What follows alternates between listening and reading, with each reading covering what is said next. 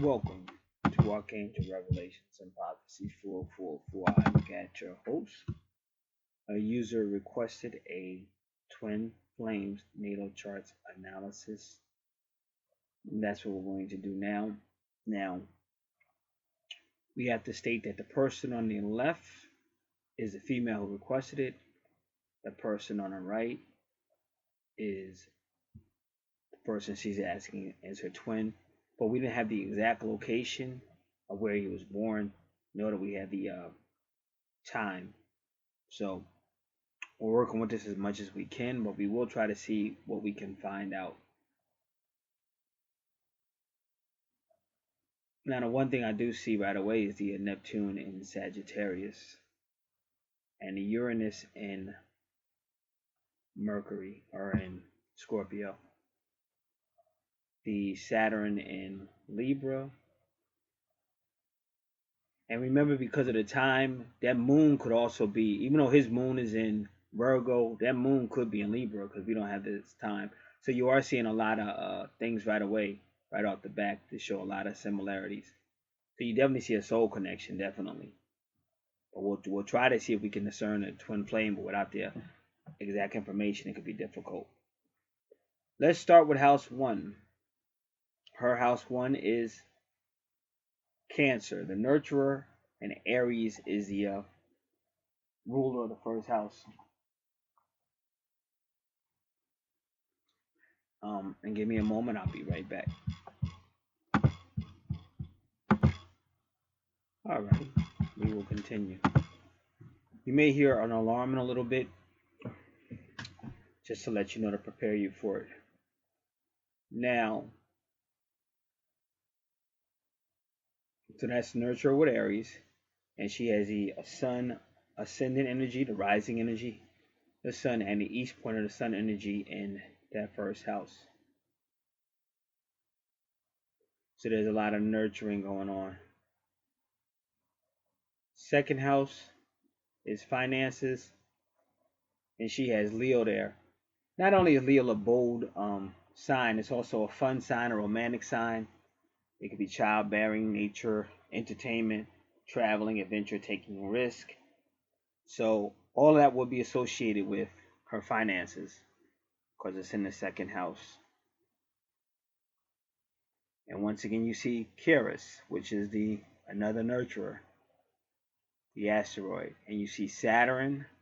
So let's not deal with Saturn just yet. And again, we had a sun energy. So she'll have the gift of Leo, but that gift of Leo, that's her sign, her sun sign. She'll make a lot of she'll make finances off of that. And she also has a lot of love there and good communication skills. So that whole love, Leo, romance, love, good communications, get a lot of money.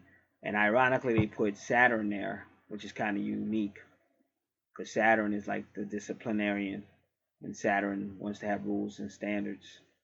So I'm not really sure why they chose to put Saturn in the. But if you look, you can count 1, 2, 3, 4, 5, 6, 7, 8, 9, 10. See Aries. It's really all about It's really all about the Saturn rules Capricorn. Capricorn rules the 10th house, and that's where Aries is. So it's all about even if you really count it, her 12th house is really her 12th house has become her first house. Her first house has now become a second house, and the first house is ruled by Aries. So Saturn was put there to calm down that Aries energy, because Aries will just run. Aries don't want nobody telling them. Aries wants to do what Aries wants to do. Aries motto is I am. So Aries don't want nobody saying don't do this and don't do that. So when the universe put this person together, that they kind of did it that way, probably based on their past life. But Saturn is in the second house. Saturn is in the second house to just slow down, because she would have no restraint. So Saturn is there to try to slow her down, and then they do it to her again in her 10th house where Aries is. They put her with Capricorn. Capricorn is ruled by Aries, and Capricorn also is about trying to be restrained to a certain degree.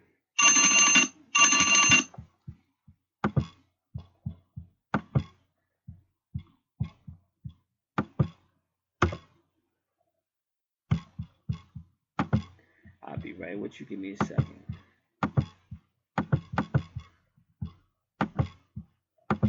I'm going to put this on pause. I'll be back.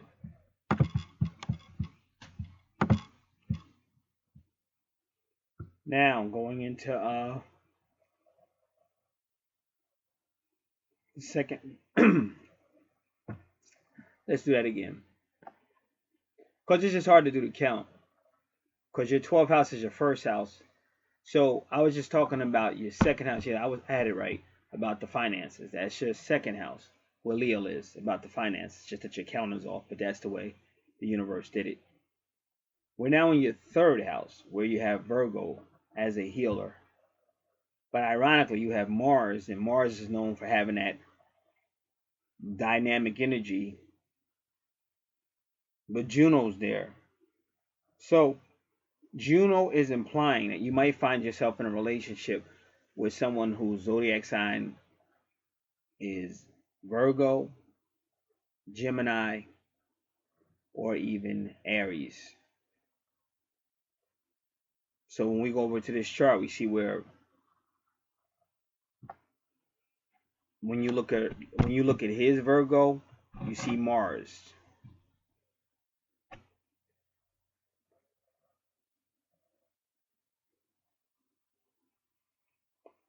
Then you look at Gemini,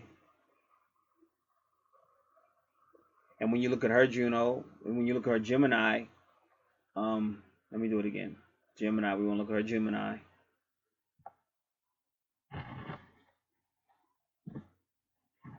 Which is his sun sign. And Juno implies she might find herself in a relationship with either like a Virgo or Gemini. And his Gemini is his sun sign. So you can definitely see the similarities. I said Gemini, Virgo, or Aries. So where's his Aries? And then his Aries is in what?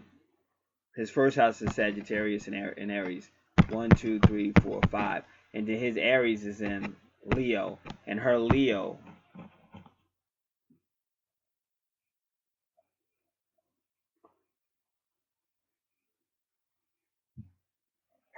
would be Aries, because that is house number 1, but because of the way they did everything, it became house number 2. It's like a really weird thing. It's one of them really weird ways to arrange stuff.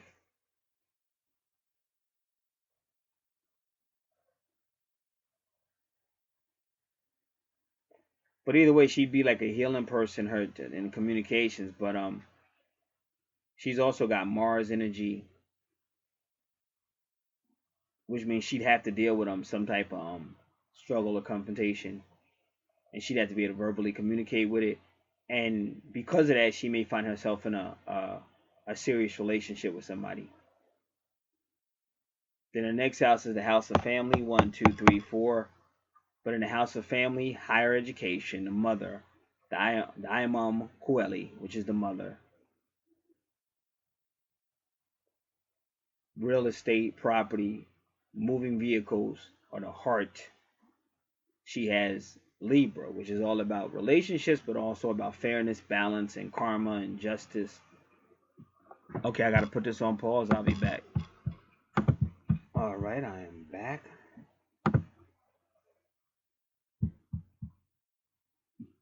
Give me 1 second. 1, 2, 3, 4. All right, so when you have Pluto in your 4th house, and notice when you have Pluto in your 4th house, it's usually denoting that you may have, like, some of your family members you may have soul ties with from previous life. 2, 3, 4.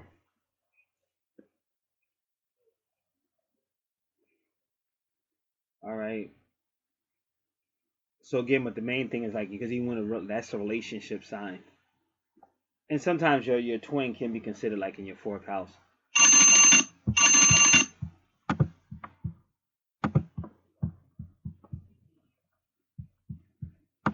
All Alright, give me a moment. I'm checking a couple of things out.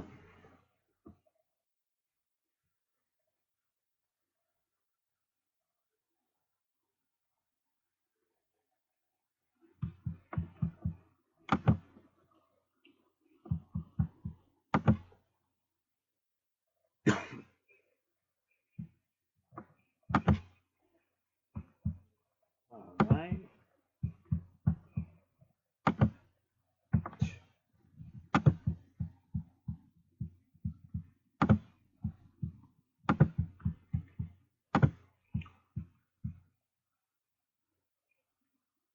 So again, when you usually see Pluto and Libra, you usually are dealing with a twin flame, twin soul, because that's the relationship.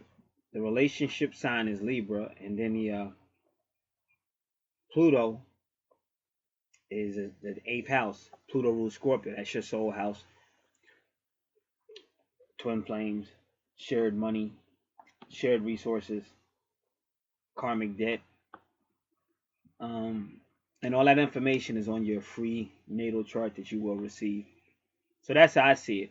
And again, because your chart, like I said, really your 12th house is being counted as your first. That is the way it's counted. That's the way the system counts it as well.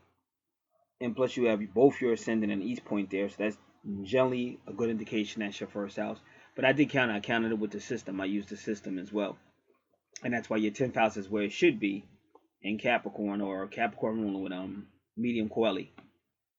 But the bottom line is your fourth, because of the count, your fourth house could very well have been your fifth house, which makes more sense if you have Libra and Pluto in it. But it's in your fourth house, so that's the only definition I can give you on that one, because you have soul ties within your family as well. You also got to remember this could affect education. You could be in classes with people that have soul ties. Like my last job I had, because I'm more awoken to this stuff, I can tell you for a fact a lot of those people in me had soul connections and stuff like that. Same people appearing at the every time. You get up, most of these people that were up when I was on break, they shouldn't even gotten a break. But because they knew how to speak different languages, they were given a break. So I would get up on my break, and all these people, like from the same parts of the world, were all on break. It's almost if you used to watch Channel 2, Whispers, whatever that's whatever name is. I don't know if it's Silent Whispers, but she would be walking around and all those spirits would be all around her, but only she could see it. It was like that. Like everywhere I walked, these people, they were all from basically the same area, or all these different islands and all this, but they were from the same. And one of them was my twin. My twin flame was one of them. And logically, I shouldn't have been nowhere around them, because some of those people wouldn't start working at 6 o'clock, and they would be taking them, and she wouldn't get there. My twin wouldn't get there to like 6:30. She come late every day, and she still would get a break at the same time I took my break and all. It was just weird, crazy stuff. But just a lot of their names were soul ties. Everything about them. Uh, some of the locations where they hung out at was all soul tie names and stuff. So these were all soul groups. So that's why I said that you can meet in school, college campus, whatever. But it's the same. It's the same phenomenon. It's like somebody comes and sits down next to you and starts talking to you, and you don't even know who they are, but they're talking to you like they know you, or they're talking to you like they feel comfortable telling you stuff, and you're saying, why is this person telling me stuff? A lot of that stuff is all soul ties.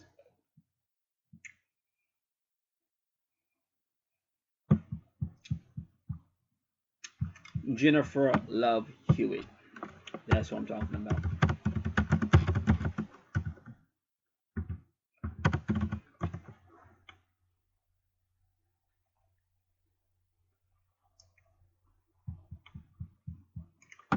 I didn't know she was born in Waco, Texas. Waco.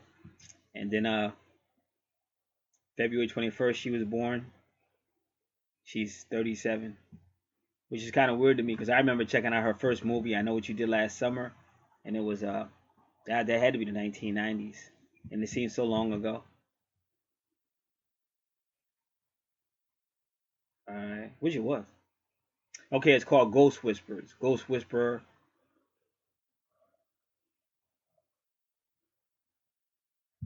I just want to make sure I have the name right.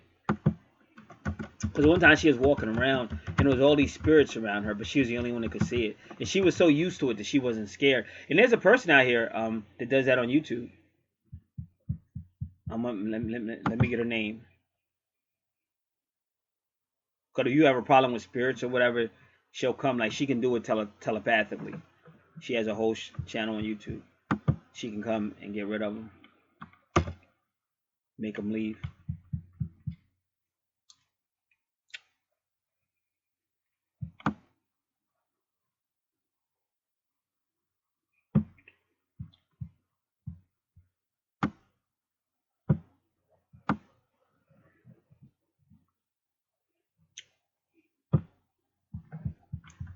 All right.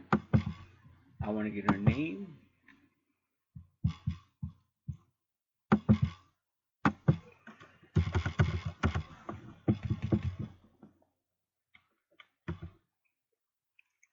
It's funny because when I want to find her, I can never find her. But if I'm not looking for her, I can always find this woman I'm talking about. But whenever I go looking for her, I never find her.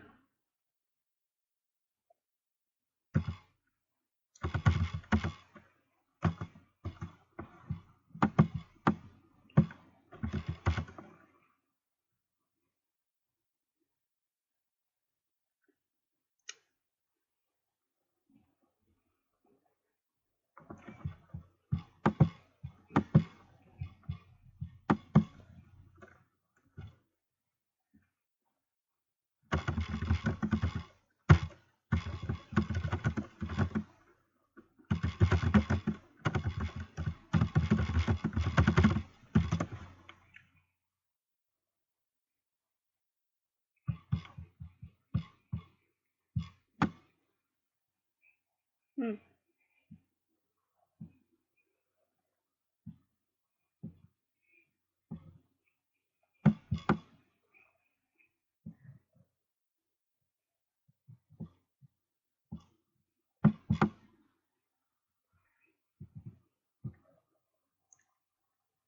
All right.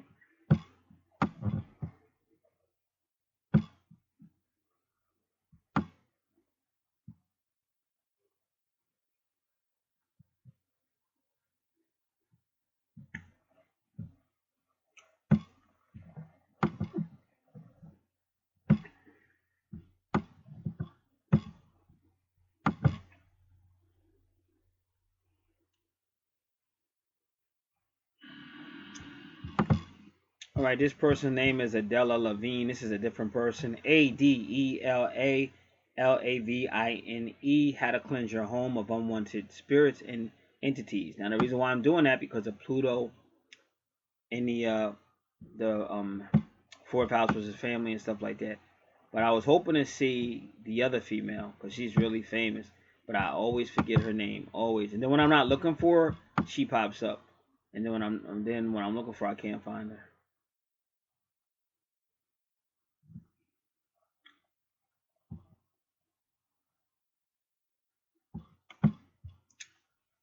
So all these people talking about how to cleanse your house, how to cleanse your room. So I might make that. I'm probably gonna make that a playlist today as well, and then I'll put that female in that playlist when I find her again, so that I don't lose her again.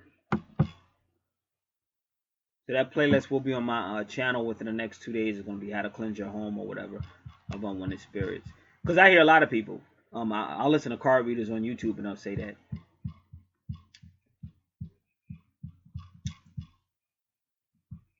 Man,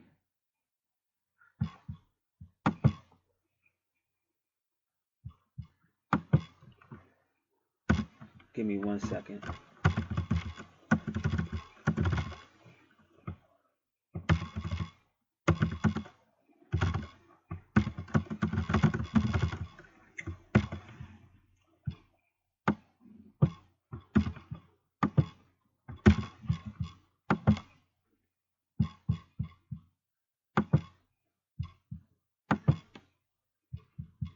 All right.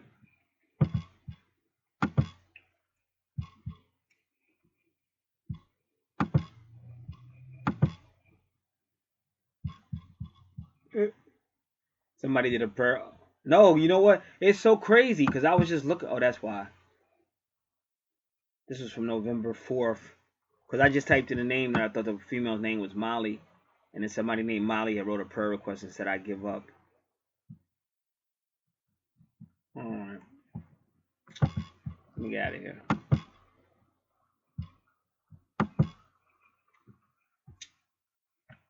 I don't know what that's getting.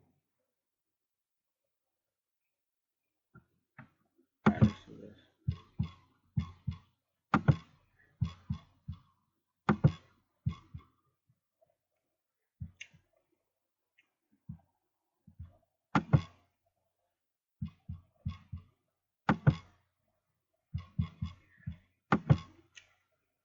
Alright, I want to try one more thing.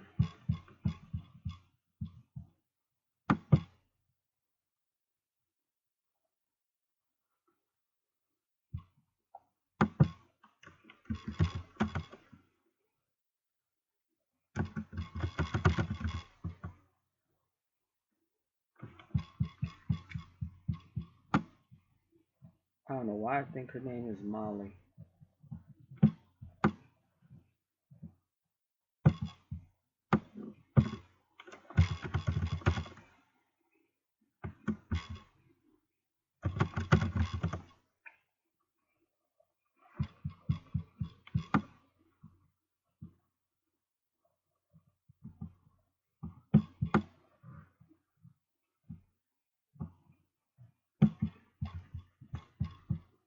Alright.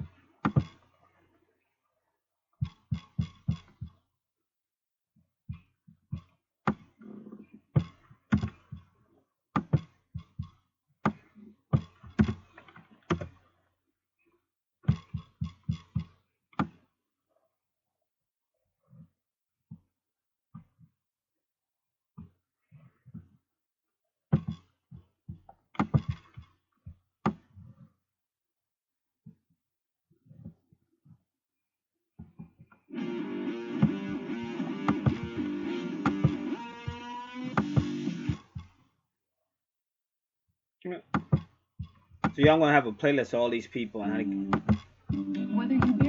because a lot of people deal with that, so that's why I'm gonna do that playlist. So it'll definitely be on my channel in the playlist department within by tomorrow. I'm gonna make it a top priority.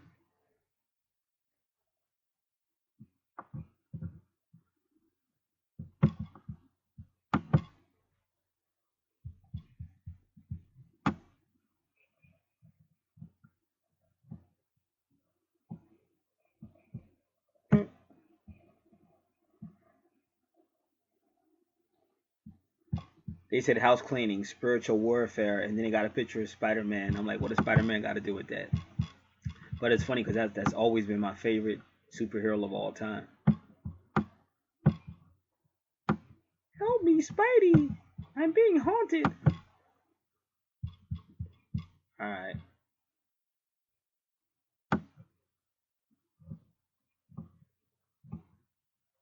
Only I can remember her freaking name. And then because I'll go crazy trying to find her and can't. And then when I'm not looking for her, I'll type something that has to do with me, and then she'll just pop up. All right, so now we're back to the chart. 1, 2, 3, 4, 5. Fifth house of romance. And now you have Scorpio, Uranus, and that's your true north node. 1, 2, 3, 4, 5. Your true north node means what you should be working on in this life, and it's that romance. But they really have you connected with that Leo energy. You can tell by your second house. And Scorpio or Leo, again, anything with Scorpio is always going to take you to the 8th house, and you're definitely dealing with souls and possibly twin souls. So you would be somewhat of a free-spirited romantic, because that's what Uranus is. Uranus is not going to go by the rules. Uranus is going to go against the rules, which I keep telling you why they did that in your first house. You see Saturn. Uranus and Saturn don't get along. Saturn wants to set down the rules and make standards, and Uranus wants to do what it wants to do when it wants to do it. And then Uranus and Scorpio is a highly passionate, highly esoteric, all that stuff, transforming, dark secrets, and all that. But that is your true north node at 751. So what we're going to do, we're going to use Doreen Virtue. We're going to look up your number 313, and we're going to look up your number 751. So I have to log in to Doreen Virtue.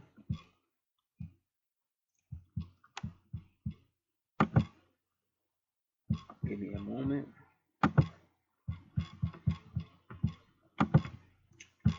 I'm logging into angeltherapy.com.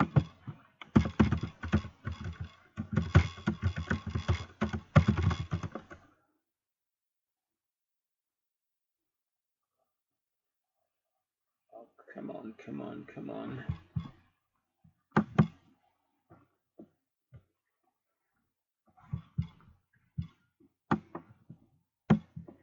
So like I said, if anybody I heard that I'm talking about cleansing your house from spirits and stuff, there will be a playlist for that on my channel. Probably sometime tonight, but definitely by tomorrow. As soon as I find that female, I'm putting her in there, and I'll try to put it in such a way that she'll be like one of the first videos that you see.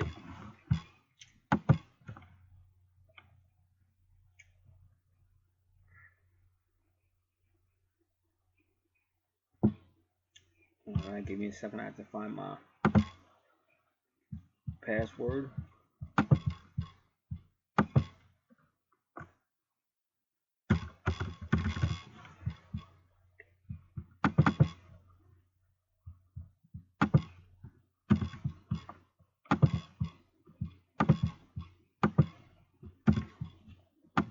Alright, and I don't think I have her name saved on my computer, but I'm going to look really quick.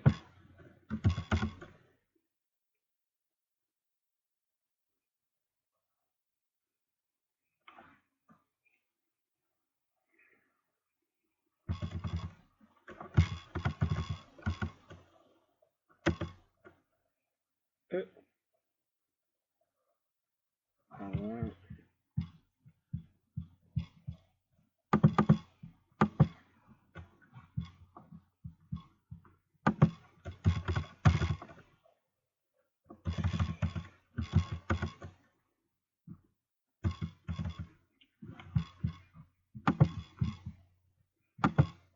I believe we said angel number 751. So we'll look at that one first.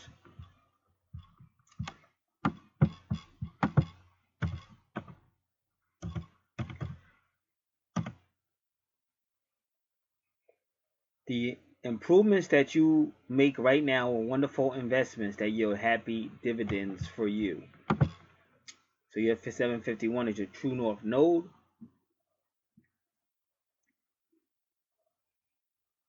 And then the number 313.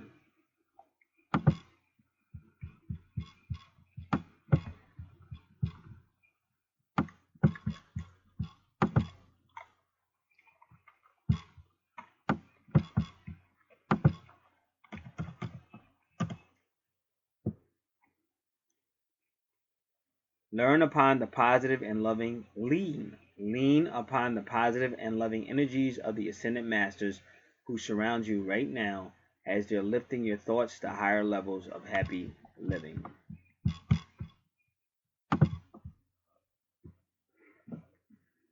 All right, 1, 2, 3, 4, 5. So that's your 5th house. 6th house is Sagittarius, but also has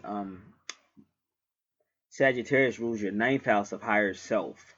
This is your 6th house of healing, and then you have Neptune retrograde dealing with your past life. It's going to come to your dreams through Pisces.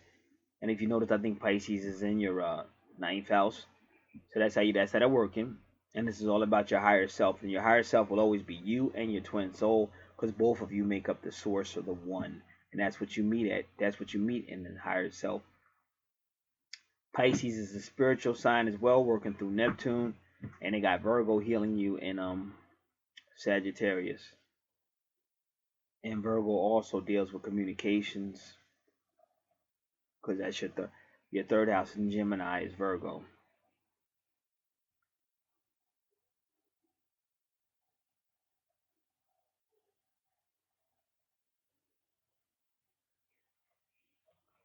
Seventh house is about relationships, but the funny thing is you have Capricorn in your 7th house, which is a little strange, because Capricorn is really like a worker.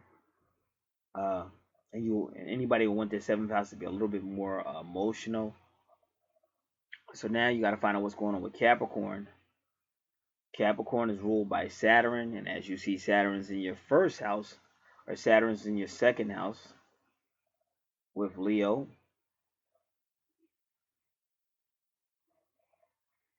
So you just got this thing going on. You got this weird thing going on. A lot of energy, but then they try their best to make sure that it's controlled. And maybe, like I said earlier, maybe if it wasn't controlled, you would actually just run off and maybe even do something harmful to yourself or something. I don't know. But everywhere where you got some type of love or whatever, they trap your energy. They trap that energy, or they try to limit it or control it. 1, 2, 3, 4, 5, 6, 7. Your 8th house, which deals with your soul matters, twin souls, and past life matters. All of that is explained on your free worksheet. What's in the 8th house and what the 8th house is about. And they have Aquarius there because Aquarius is about submission, working with your twin, working things out. And that's why it's in the 8th house. Aquarius is ruled by Uranus, and as you see, Uranus is right down there with what? Scorpio. And Scorpio rules who? Your 8th house. So Uranus is working with Aquarius to try to get people to submit. And that's the funny thing, because when people see Uranus, they just think about it as being independent. But Uranus also rules Aquarius, so it is about the twins working together. So that sometimes that's when you see Uranus in a certain spot, you say, well, why did they put Uranus in that spot? But when you realize that it's not just about independence, it's about the twins realizing that they need each other and that they're going to take their relationship serious, that it's a sacred union, and they begin to cooperate with each other way more. So that's another reason why you see Uranus in the spot. Seeing Uranus now in your 5th house, 1, 2, 3, 4, 5 makes a lot of sense, because Uranus is in your 5th house of romance and love with Scorpio, which is the 8th house of the twins, of the souls, twin souls, shared resources. And then you got Aquarius in your 8th house too, because the universe is working really hard for you. So maybe that's what it is. I think you're running, but it's funny because you requested this. See, it would make a lot more logical sense to me if he requested it, because you requested it. But they're kind of giving me the implication that you're running, and like they're trying their best to slow you down so that you can be in union with your twin. That's what I'm getting out of this. And we already did your 9th house, which is Pisces. Working with Neptune to heal everything and talking to you, your subconscious and your dreams. And then the 10th house can be a job, but anybody with Aries in the 10th house, any career they would have, it would be in some type of leadership position. Some type of leadership or managerial position. And then you have the mother there as well, medium coeli. And when you see when you see the Lilith in there with medium coeli, because usually medium coeli is a man working off of Saturn energy, because Saturn rules Capricorn. But when you see like any feminine entities or energies in the 10th house, that could be a woman, and also this woman could actually be like a leader, a boss, somebody that she kind of either looks up to, or somebody that kind of tells her how to do things in her life. So that's what I'm getting out of your 10th house. And it's that strong Aries energy.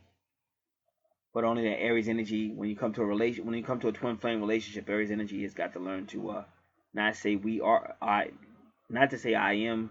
That's Aries' motto. They have to learn to say we are, not I am. So that's what's going on in your 10th house.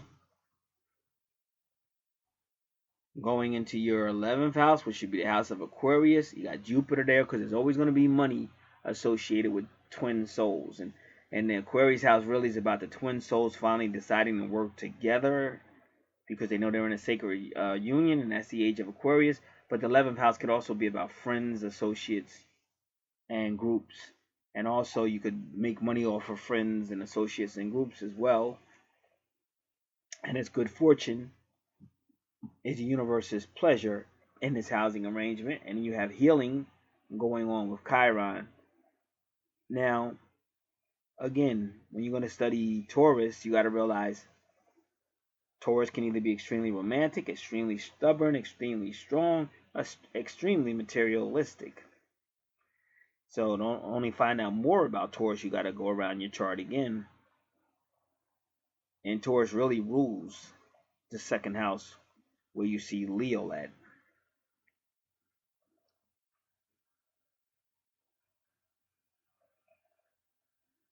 And both Taurus and Libra are ruled by Venus, and Venus is in your second house.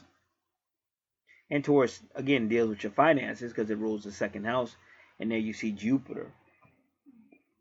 So your finances are directly connected to your romance with your twin and your twin soul. It's definitely connected.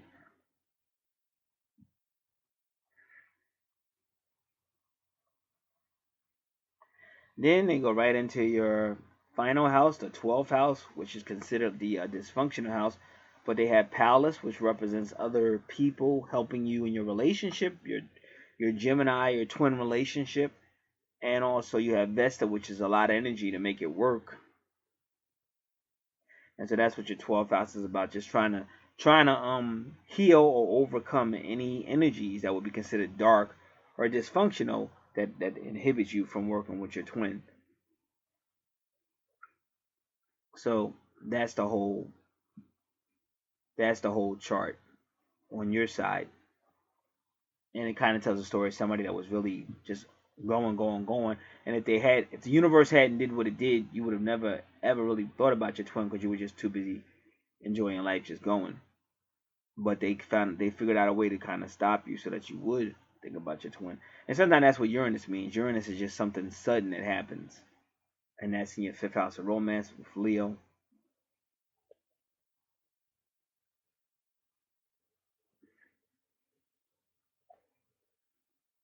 Now we go over to the next thing. Now his ascendant, but that's not his first house though. His ascendant is in his 12th house because I counted it with the system. His first house is Sagittarius, and that would be Aries, Sagittarius. So his is about healing too. He's got the east point there to shine light on it. Uh, Sagittarius is a fire sign, so it's going to also have fiery light. And then Neptune retrograde means that Neptune is trying to talk to Pisces, especially with past life matters. So then you just figure out what house Pisces is in to see exactly what's going on, and we'll do that when we get to that house. That was the first house. Second house, again, financial house, but again, nothing really there. Nothing really there. But he would be a worker because you got Capricorn there.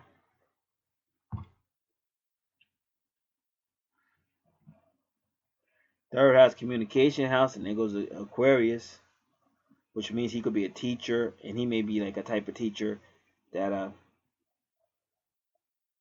encourages other people. That would be his community. And when it says teacher, it doesn't mean he has to be an official teacher with the title or anything, but he just tells people what he knows. That's the third house community. Fourth house of family and all that stuff I said, education, everything I said. But see, the fourth house is ruled by Cancer. Cancer is ruled by the moon. And the moon used to rule Pisces, but now it rules Cancer. So he's still going to be psychic and spiritual in his fourth house. Then you got that fifth house of Leo, ruled by Leo, romance, and he's got the Aries energy there, and he has Pallas helping him.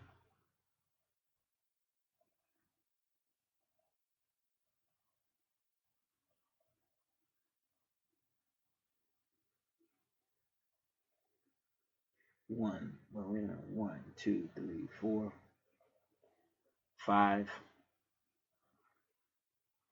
Then his sixth house has Taurus, and that's the house of Virgo healing.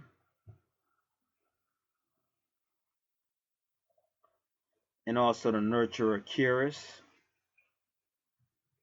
So when you see Taurus in the 6th house with Virgo, it definitely implies either strong healing, strength of healing,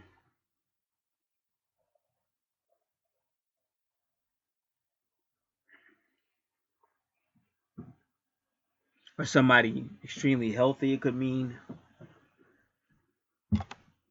or it could just be a strong healer because you got two.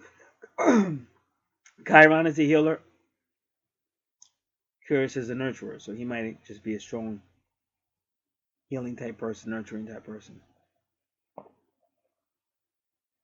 7th house of relationship, he has Gemini, which is the twin, so that definitely is giving you the impression of a twin soul, twin flame situation.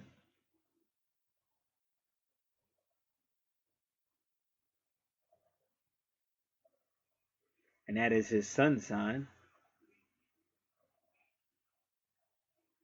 And there you have Mercury, meaning he's a great communicator as well. And you have Vesta with a lot of energy. And Virgo's in the next house, but it's still close to that house.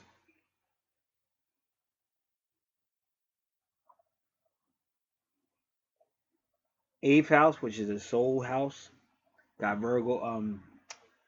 Venus is love. If I said Virgo before, I meant Venus. Venus love, the soul portal, number 2, and the nurturing in the 8th house. So once again, the universe is trying to heal and nurture any twin soul issues he may have. And so far, well, he had one retrograde so far. And that particular retrograde could just mean past information is going through his dreams and subconscious.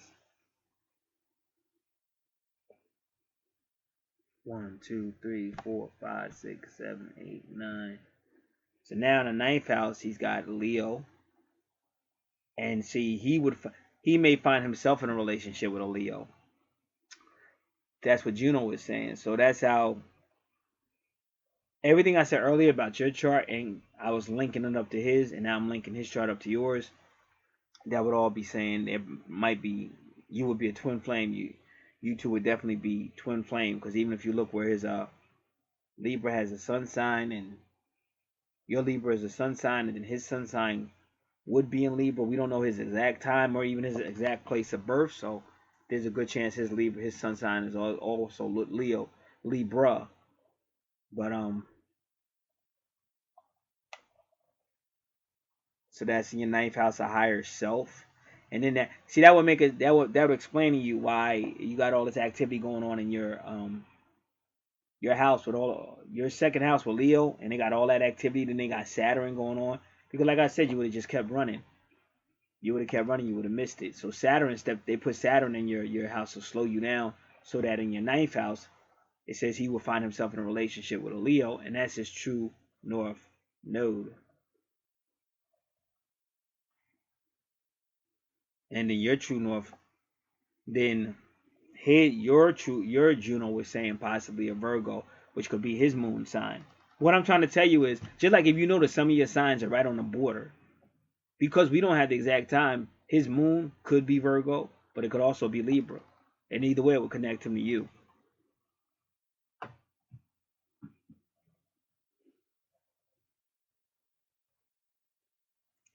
Now,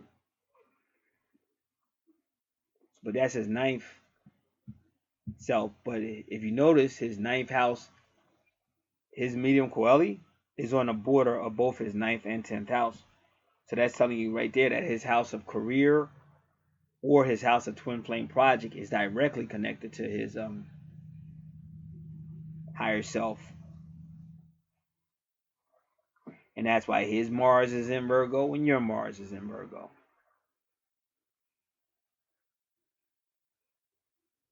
His moon is in Virgo, your moon is in Virgo. And because of the energy is being shared in both houses, you could even say his Saturn is going to affect Leo and your Saturn is in Leo. Because his 9th and his 10th house are connected together so they're sharing the same energy by the medium Coeli.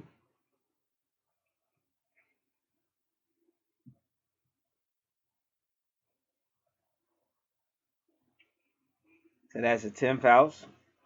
And again, this is only speculation because we don't have his correct. Everything on his is incorrect. But a 10th house with a Virgo with somebody in health or exercise and stuff like that. And also, if it has to do with twin flame, the project they call it, when it has to do with your twin flame, it has to do with healing.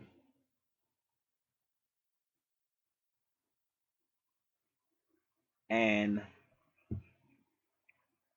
the 11th house has Libra, which is the twins. And 11th house is about the twins working together. And then Lilith is retrograde, which means that the feminine aspect, and it doesn't have to be a real feminine, just anybody that needs attention, wants to be nurtured, wants to be held, that has to be dealt with, so that Lilith is not retrograde. You never want Lilith to be retrograde. And then when you see you see Pluto retrograde in the 11th house of Leo, this is definitely a twin soul situation. And as you notice, you also have Pluto in Libra. This is definitely a twin soul relationship, and they're trying to get both twins to submit with Aquarius, because that's the 11th house is Aquarius, and that's what Aquarius is supposed to mean.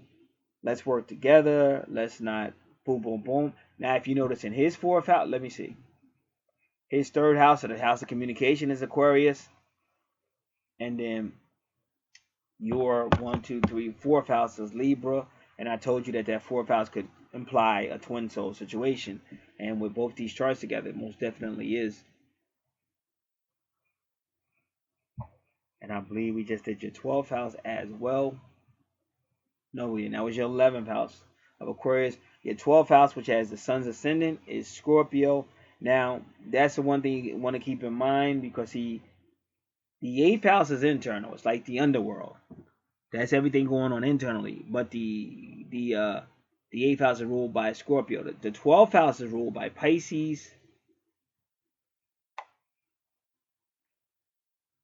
The 12th house is ruled by Pisces, but it's everything external, like people to get arrested and all that stuff that's inside, internal. It comes out in the 12th house. People getting arrested, people having medical problems, needing doctors, needing psychologists. All that stuff is 12th house, and then that's how you got his Scorpio there in the 12th house. So you want to be very aware of that, with Scorpio, because that's a lot. Like this person could be extremely psychic, intuitive, but you have like angel cards are one level of spirituality. Tarot cards are like a different level. Like they're more like a psychic, more like Scorpio type. With tarot cards are more like, angel cards are more like Pisces type, psych, having being a psychic, but tarot cards are more like Scorpio type. Takes you deeper and even down more into the underworld. So you have to be very careful of that, because you want to make sure that all these things that people have to get a grip on, and a lot of times they don't. And the mistake a lot of people make is they just go with their feelings, and you can't do that, because if you're connected to like the underworld, you got to be careful, because there's a whole lot of stuff in the underworld. So you don't want to just go with something just because you feel a certain way. And that's where a lot of people make that mistake. You see a lot of them on YouTube, and they just go with the flow without questioning, why am I doing this? Why do I want to do this? Or, what's my real motivation for doing this? What's leading me to do? They won't do that. And then those are the same people you see with all kind of court charges and all kind of crazy stuff in the mental health counseling, cops or whatever. Because all that is the underworld. It's the 8th house. It's the dark house. And not everybody's like that. Some people got a better grip on it, but a lot of them are. You can't deny that a lot of them are. All right, I want to do one final thing.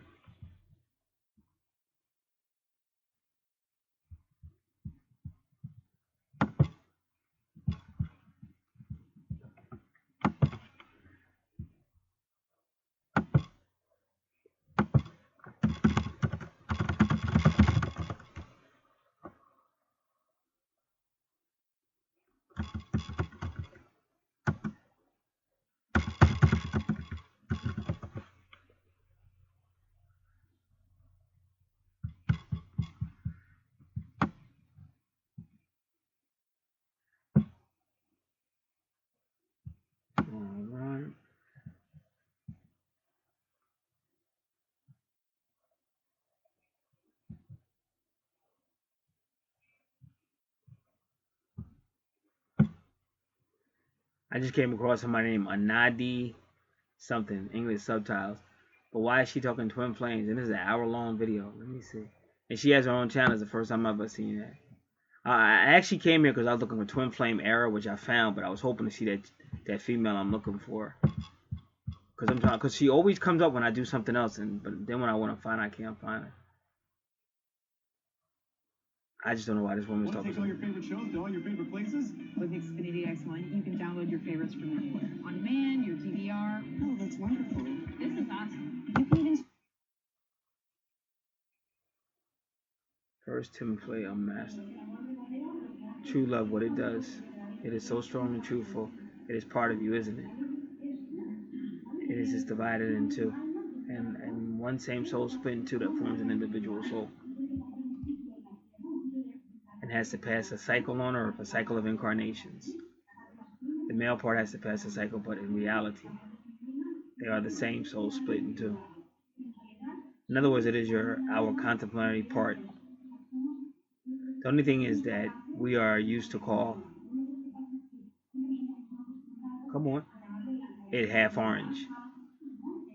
The part that is missing. The other half, and it's not really a soul because we are all souls. And we have similar souls. Soulmates, but the twin flames, when the universe was created, and God created the universe, created the man and woman with the intention, purpose, and mission to love each other, to work and get born from the light, so they could what? Give me a second.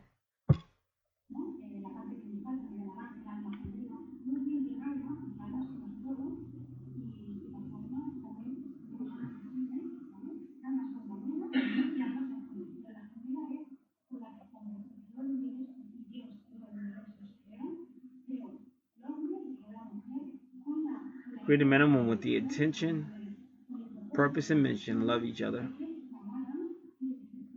to work and get born from the light, so that they could become light again. And the same way the idea of the apple appeared like poison first, and it comes again in the idea of purification. For this reason, reincarnations are so painful and strong. Now I agree with that part.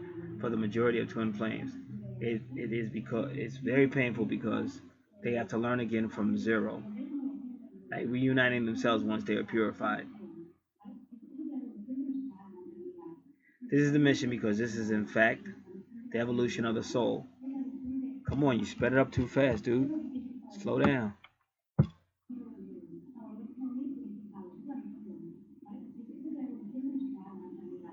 It is a mission because this is in fact the evolution of the soul. We can think that for ourselves.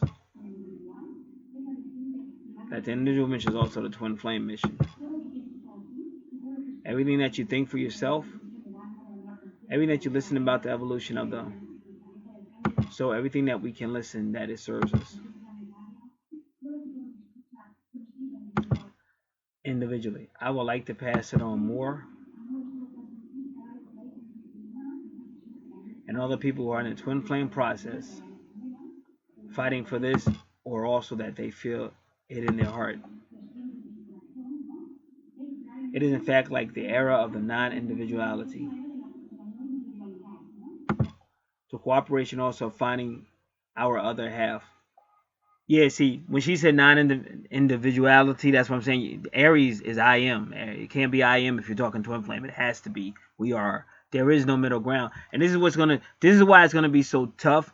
Because even if you say, hey, I'm ready to submit, that doesn't mean that person's gonna say it. Doesn't mean your twin's gonna say that. And also, what if your twin is with somebody else? What if your twin's got family by somebody else and that person's still in the picture? It's like the most worst. It's the hardest thing you can do. And many times in the early days, I was like, man, F this. I leave it alone, and then they keep coming around. And then if I try to work it out with them, we go back through the same hell because they're just too immature. They're not ready. They're not even ready to hold a conversation yet. They're just that immature.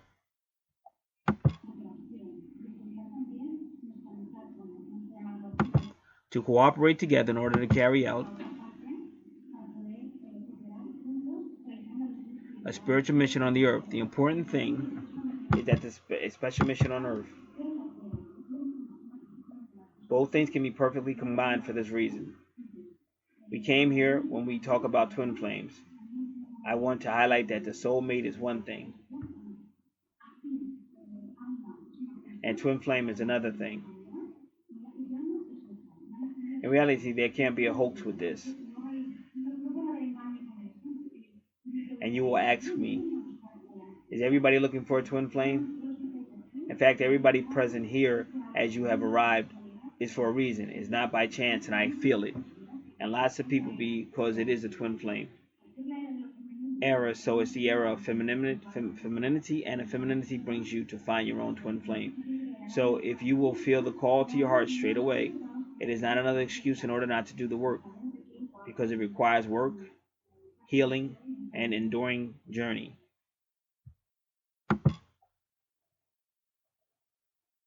Then she said the mission for all twin flames is Gaia healing the earth. See, what I want to try to tell you guys, I did this on my other channel. I have a channel called the Spiritual Channel, and I gave a very heartfelt video this morning. Y'all got to just wake up. And I'm not saying it to be funny, but let's just be honest. All this is going on for a reason. It's kind of funny how all guys like me are coming out, and all these people are coming out, and all of a sudden in America, for the first time in over 30 years, from the White House, you have a president talking about Jesus. Jesus is going to protect us. Jesus, Jesus, Jesus. Now, right away, you're going to get upset because you don't understand what I'm saying, because you think I'm saying, hey, join the church. That's not what I'm saying. You don't understand the metaphysics of Jesus. Jesus is the light that she's talking about. It's the same thing. It's the same thing. He was always a light, has always been a light. And now she's telling you how the twin flames came from the light and have to go back to the light. See, once you get past the third dimensional BS and just stay with metaphysics like I do, you don't get caught up on this nonsense. You know exactly what's being said. No matter who's saying it or whatever he did, I could care less about what that man did with his life. Don't have nothing to do with me. But the bottom line is he is stating something. And if he didn't do it, God will put somebody else there to do it.